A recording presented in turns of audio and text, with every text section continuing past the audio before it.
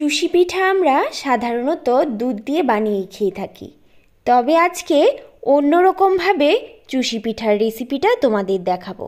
অনেক সহজ, হাতে থাকা সামান্য কিছু উপকরণ দিয়েই বানিয়ে নিতে পারবে। তাহলে চলো রেসিপিটা শুরু করি। এই চুষি পিঠাটা বানানোর জন্য আমি এখানে 1 কাপ পরিমাণে সুজি নিয়ে নিয়েছি। এবার একটা মিক্সিং জারের মধ্যে সুজিগুলো দিয়ে গুঁড়ো করে নিচ্ছি। এতে চুষি পিঠাগুলো খেতে খুবই ভালো লাগবে।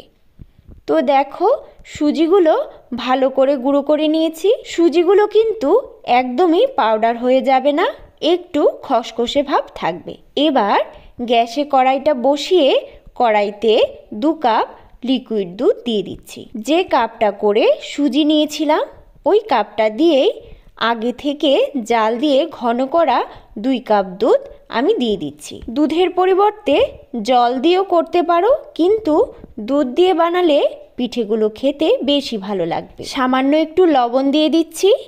নেড়ে চেড়ে দুধটা একটু ফুটিয়ে নিচ্ছি। এবার গুঁড়ো করে রাখা সুজিগুলো অল্প অল্প করে দুধের মধ্যে দিয়ে মেশাতে থাকবো।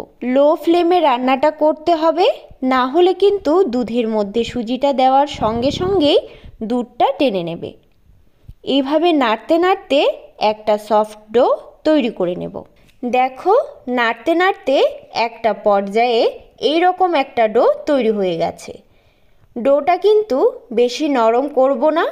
দেখো, এই পর্যায়ে ডোটা একটা থালায় নামিয়ে নিচ্ছি আর হালকা করে ঠান্ডা করে নিচ্ছি, যাতে হাত দিয়ে ধরতে পারি। দেখো, সুজির ডোটা হালকা করে ঠান্ডা করে নিয়েছি। এবার 1 টেবিল চামচের মতো ঘি নিয়ে ডোয়ের মধ্যে ভালো করে মাখিয়ে নিচ্ছি। দেখো, মসৃণ একটা ডো তৈরি করে নিয়েছি। এবার এইখান থেকে কিছুটা পরিমাণে ডো নিয়ে নিচ্ছি আর বাকি ডোটা আমি এইভাবে ঢেকে রেখে দিচ্ছি, তাহলে ডোটা সফট থাকবে। এবার একটা প্লেটের মধ্যে একটু চালের গুঁড়ো ছিটিয়ে দিচ্ছি। এবার আমি যে সুজির ডোটা নিয়েছি এইভাবে 2 হাতের তালুর সাহায্যে একটু লম্বা করে নিচ্ছি, তাহলে চুষি পিঠাগুলো বানাতে অনেক সহজ হবে। এবার এখান থেকে অল্প অল্প করে নিয়ে 2 হাতের তালুর সাহায্যে চুষি পিঠেগুলো তৈরি করে নেব। একটু ধৈর্য ধরে কাজটা করতে হবে। দেখো, এখানে সবগুলো চুষি পিঠা আমি বানিয়ে নিয়েছি। দেখতে কত সুন্দর আর ঝরঝরে হয়েছে দেখো চুষি পিঠাগুলো।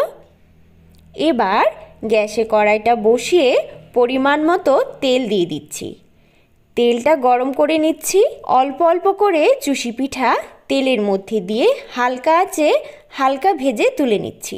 দেখবে দেওয়ার সঙ্গে সঙ্গে ভাজা হয়ে যাবে। বসিয়ে দিচ্ছি আর দিয়ে দিচ্ছি 1 কাপ পরিমাণে চিনি, 3 থেকে 4টা ফাটানো এলাচ আর 1.5 কাপ পরিমাণে জল দিয়ে দিচ্ছি। এবার চিনির রস তৈরি করে নেব। চিনির রসটা বেশি ঘন করব না, পাতলাই রাখব। চিনিটা একটু গলিয়ে নেব জলের মধ্যে। এবার চিনির রসটা ফুটতে শুরু করলে গ্যাসটা বন্ধ করে দেব। চিনির রসটা এবার ঠান্ডা করে নিচ্ছি। রসটা ঠান্ডা হয়ে গেলে ভেজে রাখা পিঠেগুলো রসের মধ্যে ঢেলে দিচ্ছি। ভালো করে চিনির রসের মধ্যে মিশিয়ে নিচ্ছি। এবার ঢাকা দিয়ে 20 থেকে 25 মিনিটের জন্য রেখে দিলেই তৈরি ঝরঝরে চুষি পিঠা।